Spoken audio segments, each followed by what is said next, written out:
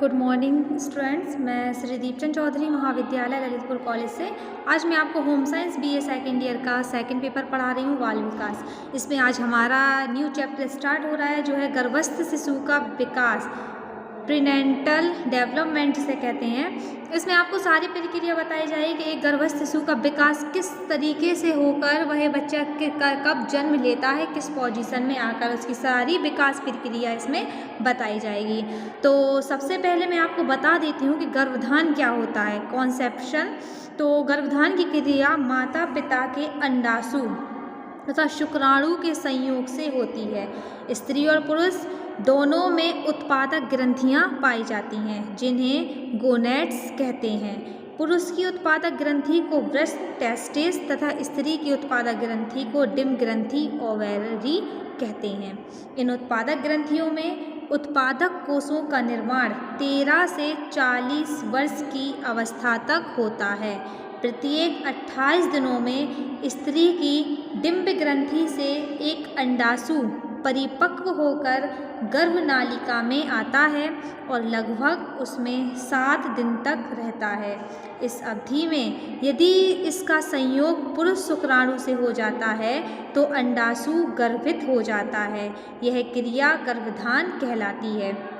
जब एक स्त्री और पुरुष का संयोग होता है, उनके अंडाशु जो स्त्रियों में पाए जाते हैं और शुक्राणु जो पुरुषों के अंदर होते हैं, तो उनके संभोग से उनके यौन संबंध से जब वो एक दूसरे से मिलते हैं तब जाकर ये गर्भधान शुरू होता है।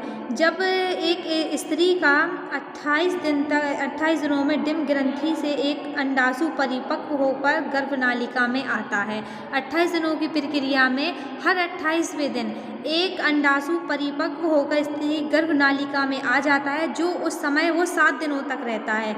यदि उस समय पुरुष के शुक्राणु उससे जाकर मिल जाते हैं तो अंडाशु गर्भित हो जाता है।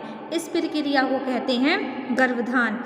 गर्भधान से लेकर शिशु जन्म पूर्व तक की संपूर्ण अवस्था गर्भकालीन अवस्था कहलाती है। जब से उसका गर्भ धारण हो चुका है, जब तक शिशु जन्म नहीं लेता, उस पूरी अवस्था को गर्भावस्था कहते हैं, जो कम से कम 180 दिन और अधिक से अधिक 334 दिन की होती है। तो अब मैं आपको बता देती हूँ, जैसे गर्भधान के बारे में मैंने आपको बता दिया, अब बताती हूँ जो हेडिंग लिखी हुई है हमारी गर्भकालीन विकास की विशेषताएं। तो यह अवस्था गर्भधान से लेकर जन्म के पूर्व तक चलती है। इस अवस्था में अन्य अवस्थाओं की तुलना में विकास की गति बहुत तीव्र होती है। जो और अवस्थाएं होती हैं जैसे हमारी बाल अवस्था, किशोर अवस्था, प्रौढ़ अवस्था, शैशव अवस्था, इन अवस्थाओं से लेकर जो गर्भकालीन अवस्था होती है शिशु की, उस अवस्था में अन्य अवस्थाओं से तेज इसकी शरीर की वृद्धि तीव्र गति से होती है। इस अवस्था में मुख्यतः शारीरिक विकास ही होता है। इस अवस्था में ना कि हमारी मांसपेशियों का, ना ही मस्तिष्क का, मनोवृत्ति का, इन सब का विकास ना होकर सिर्फ शारीरिक विकास ही होता है। समस्त शरीर रचना, भार, आकार और आकृतियों का निर्माण इसी अवस्था में होता है। हमारे शरीर की रचना किस प्रकार की होगी, हम मोटे होंगे, दुबले होंगे, नाटे होंगे, हमारे शरीर का भार, हमारे शरीर का शेप जो आकृति होती है वो किस प्रकार की होगी, इसी अवस्था में निश्चित हो जाता है। गर्भ अवस्था में जब बच्चा माँ के गर्भ के अंदर होता है, तो ये हो गई गर्भकालीन विकास की अवस्थाएं। अब विशेषताएं। अब पहले जैसे आप साइड में देख रहे हैं, हम इस हेडिंग को आपको बाद में समझाएंगे। जो गर्भकालीन विकास की अवस्थाएं हैं, इसको पहले हम बता देते हैं आपको गर्भकालीन विकास प्रक्रिया क्या है। आप जो चित्र में देख रहे हैं, चित्र में मैं आपको बता देती हूँ कि जब चित्र में बता देती हूँ गर्भकालीन विकास प्रक्रिया, जब एक स्त्री और पुरुष यौन संबंध बनाते हैं तो स्त्री का ये होता है अंडाणु। ये अंडाणु जाकर पुरुष के शुक्राणु से जब मिलता है तो इनके 2 जोड़े बन जाते हैं और ये 2 जोड़े जाकर स्त्री के गर्भ में इस तरीके से जाकर चिपक जाते हैं और ये जब चिपकते हैं तो इनकी संख्या और बढ़ जाती है और जब संख्या बढ़ती है तो ये और तेजी से बढ़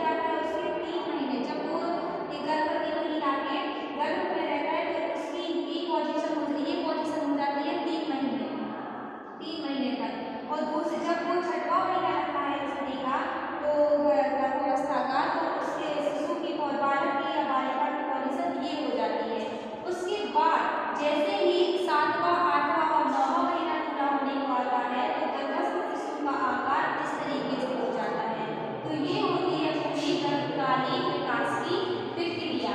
तो अब मैं आपको बताती हूँ कि गर्भकालीन विकास की अवस्था क्या होती है, अवस्थाएं क्या होती हैं। तो गर्भकालीन विकास की अवस्थाएं तीन होती हैं। तो जैसा कि आप साइड में हेडिंग लिखी हुई हमारी, पहली है डिम्बावस्था। डिम्बावस्था में मैं आपको जिसको कहते हैं, ये गर्भधान से 2 सप्ताह तक चलती है। डिम्बावस्था द पीरियड ऑफ ओवम। इस अवस्था को बीजावस्था भी कहते हैं। यह अवस्था गर्भधान से लेकर 2 सप्ताह तक चलती है, यानी 15 दिन तक। जब स्त्री गर्भवती हुई है और 15 दिन तक जो अवस्था रहती है उसको कहते हैं डिम्बावस्था। इस अवस्था में गर्भस्थ शिशु जीव अंडे के आकार का होता है। ये जो अवस्था होती है गर्भधान से 15 दिन की 2 सप्ताह की, तो इसमें शिशु का आकार किसी एक जीव के अंडे के समान होता है। ये कोई शिशु का आकार नहीं लेता, जिसे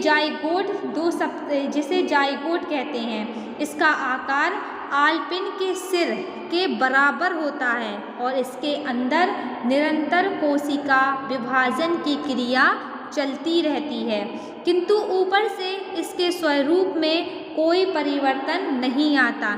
जैसा कि ये डिम्बावस्था में शिशु बालक का सिर का आकार होता है, जैसे आलपिन के आगे की जो होती है टोपी उस तरीके का होता है, और अंदर ही अंदर इसकी कोशिकाओं का विकास होता रहता है और 15 दिन तक बाहरी कोई विकास दिखाई नहीं देता।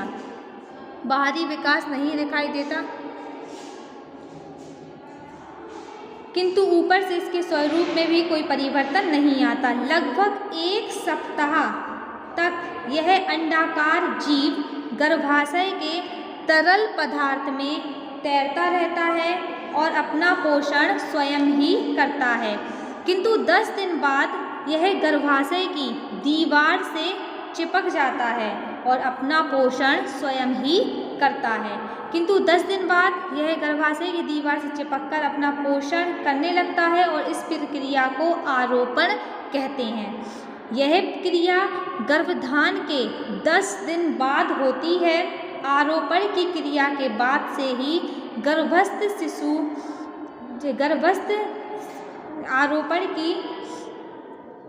आरोपण की क्रिया के बाद से ही गर्भस्थ शिशु अपने पोषण के लिए माँ के शरीर पर आश्रित हो जाता है और आरोपण क्रिया में थायराइड और पिट्यूटरी ग्रंथि सहायक होती है।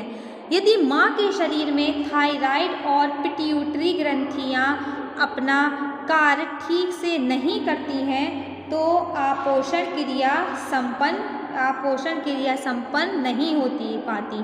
फलस्वरूप जाइगोट अपना पोषण स्वयं अधिक दिनों तक ना कर पाने के कारण मृत हो जाता है। जब वो 15 दिन के बाद, जैसे ही 15 दिन के बाद वो माँ के गर्भ से जाकर चिपक जाता है तो वो अपना पोषण ढूंढता है और उसका पोषण जो होता है तो माँ के थायराइड और पिट्यूटरी ग्रंथि द्वारा होता है।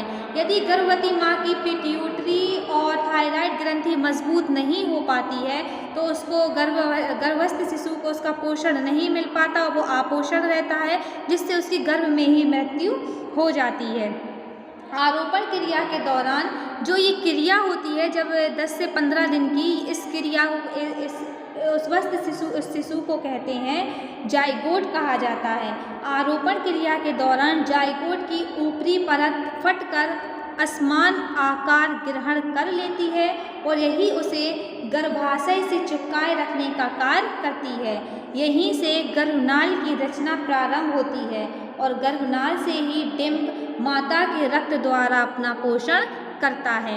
यदि माँ के अंदर खून की कमी है, रक्त की कमी है, तब जाकर शिशु की मृत्यु होती है। यदि उसमें थायराइड की कमी है तो शिशु के मृत्यु होने की चांस कम होते हैं। जब जाइगोट की ऊपरी परत फट जाती है तो वो है माँ के गर्भनाल की रचना, तब जाके वह माँ के गर्भनाल से जुड़ जाती है और गर्भनाल से ही डिंब माता के रक्त द्वारा अपना पोषण करता है। तो ये हो गई डिंब अवस्था। अब जैसे सेकेंड हेडिंग देख रहे हैं वो है हमारी भ्रूणावस्था, द पीरियड ऑफ एम्ब्रॉय। तो यह गर्भकालीन विकास की दूसरी अवस्था है जो तीसरे सप्ताह से लेकर दूसरे माह के अंत तक चलती है। गर्भकालीन विकास की दृष्टि से यह अत्यंत महत्वपूर्ण अवस्था है, क्योंकि समस्त शरीर रचना, आकार तथा आकृतियों का निर्माण इसी अवस्था में होता है। इस अवस्था के अंत तक भ्रूण मानव आकृति प्राप्त कर लेता है और इस अवस्था में विकास की गति बहुत तेज हो जाती है, जिससे भ्रूण के अंदर अनेकों महत्वपूर्ण परिवर्तन होते हैं और शरीर के सभी प्रमुख अंगों का निर्माण भी इसी अवस्था में होता है। जैसे ही दूसरे महीने के अंत तक भ्रूण की लंबाई 1.25 इंच से 2 इंच तक और भार लगभग 200 ग्राम हो जाता है। इस अवस्था में भ्रूण का स्वरूप नवजात शिशु के समान नहीं होता। सिर का आकार अन्य अंगों की अपेक्षा बड़ा होता है और कान भी सिर से काफ़ी नीचे दिखाई देते हैं। नाक में भी केवल एक छिद्र होता है और माथा काफ़ी चौड़ा दिखाई देता है।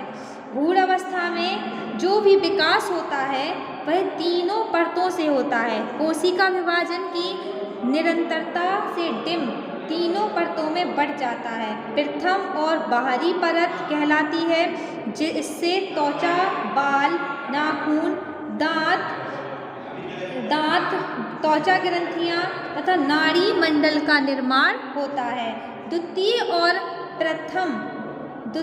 और मध्य परत कहलाती है। इससे त्वचा के भीतरी भाग और मांसपेशियों का निर्माण होता है। तीसरी और आंतरिक परत कहलाती है। इससे संपूर्ण पाचन तंत्र, फेफड़े, यकृत तथा विभिन्न ग्रंथियों का निर्माण होता है। जैसे ही गर्भस्थ शिशु दूसरे माह में पहुंचता है तो वो एक बालक के आकार का दिखाई नहीं देता, बल्कि उसका माथा चौड़ा, सिर बड़ा और कान नीचे की ओर होते हैं और उसकी जो नाक होती है उसका भी शेप नहीं बनता, सिर्फ एक छिद्र होता है। होंठ भी उसके पूरी खाल होती है, उसके होठों का शेप भी नहीं आता, और भ्रूण अवस्था में भी विकास होता है। ये जो गर्भस्थ बालक होता है ये 3 परतों के अंदर होता है और जो इसकी पहली परत होती है वो करती है शिशु की त्वचा, बाल, नाखून, दांत और त्वचा ग्रंथियों का निर्माण करती है, और जो दूसरी परत होती है जिससे गर्भस्थ शिशु ढका होता है वो मांसपेशियों का निर्माण करती है, और जो तीसरी परत होती है वो आंतरिक जो अंग होते हैं शिशु के, जैसे पाचन तंत्र, फेफड़े, यकृत और अन्य ग्रंथियां, इनका निर्माण तीसरी परत करती है।